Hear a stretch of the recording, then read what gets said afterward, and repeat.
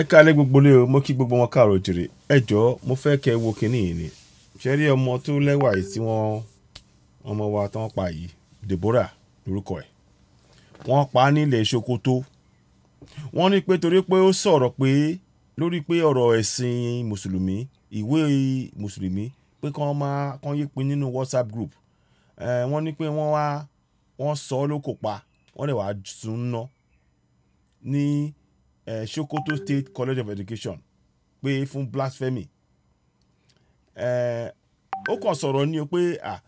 kò yẹ kí wọ́n máa fi àwọn ọ̀rọ̀ ẹ̀sìn sínú inú kíní group wọn lórí WhatsApp ó tán nọ́mbà sọ di best friend wọ́n dẹ̀ sọ lóko pa wọ́n sọ ní òkò pa ṣé yẹn lẹ́ ń pè nílùú ṣé léyìí là ń pè nílùú ẹjọ́ ẹ sọ fún wa ṣé ìlú lè láṣìwà yìí àbòkù ẹrú àbúyọkọ ẹrú ǹjẹ́ ẹ rí i pé oko ẹrú gbà lára báyìí báwo lẹ ṣe rí ọ̀rọ̀ yìí sí wọ́n pa ọmọ yìí ni mo ṣe túmọ̀ ẹni ẹni tó wà lókè arábìnrin tó wà lókè ń wá ń kọ Hmmm Ki ló sọ kínní ó ní Deborah pé wọ́n sọ lóko wọ́n wá sùn ní Sokoto State College of Education fún blasphemy wọ́n ní nínú ọ̀rọ̀ tó sọ sínú voice note tó kọ sórí WhatsApp group ó ní pé kán yé fi àwọn nǹkan ẹ̀sìn sínú group wọn lórí nínú ibi tó ti gbé nínú class wọn lórí WhatsApp wọ́n bá pa kí ẹ lọ́n fọ̀rùn kẹ o ìlú tó bá lófin tí gbogbo wa lọ́wọ́ nú ẹ̀ eléyìí ò lè wáyé o òfin tán gbélé wa lórí tí a lọ́wọ́ nú ẹ̀ òun ló fa gbogbo eléyìí o ẹja á máa lọ o ẹja á máa lọ o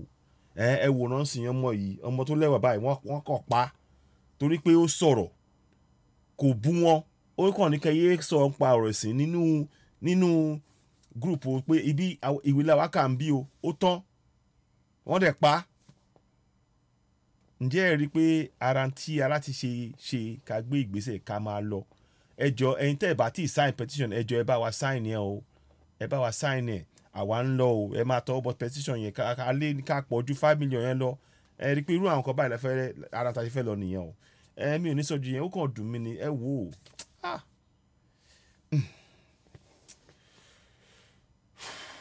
ẹ wò ó mo kí gbogbo wa mo kàn ní kí n wá fi ọ̀rọ̀ ètò wa náà létí náà iná ẹ rí láìpẹ́ yìí tó máa play lórí máa fi sórí Odùduwà TV rédíò tẹ́ bá rí ẹ bá a pín ẹ ṣeun àríjù báyìí lọ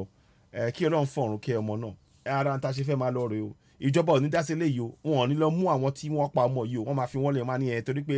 blasphemy ìwé òfin tí àwọn ò fọwọ́ sí tí wọ́n gbélé wa lórí òun ló fa eléyìí o òun ló ń fa àpagbé tó ń pa wá yìí o òun ló ń fa o torí náà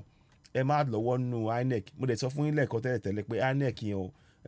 irọ́ ló bá dé torí constitution yẹn àwo ò lọ́wọ́ sí kò sí referendum lórí ẹ̀ àṣẹ wa ò sí lórí ẹ̀ ṣe rí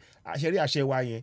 tá bá ti dìbò tá bá ti ṣe referendum lórí ẹ̀ pé ókè o àgbà wọlé o ìyẹn la ṣẹ̀ṣẹ̀ fi àṣẹ sórí òfin tí wọ́n gbé síwájú wa pé ṣá fẹ́ ṣe àmọ́ àgbé àṣẹ lé kì í ṣòfin wa o àwọn ló gbélé wa lórí ara ta ṣe láti máa lọ nìyẹn o ẹ wò ẹ ṣeun àjùjù báyìí lọ ẹ kò ní sí wa kò ní rẹ̀ wá màá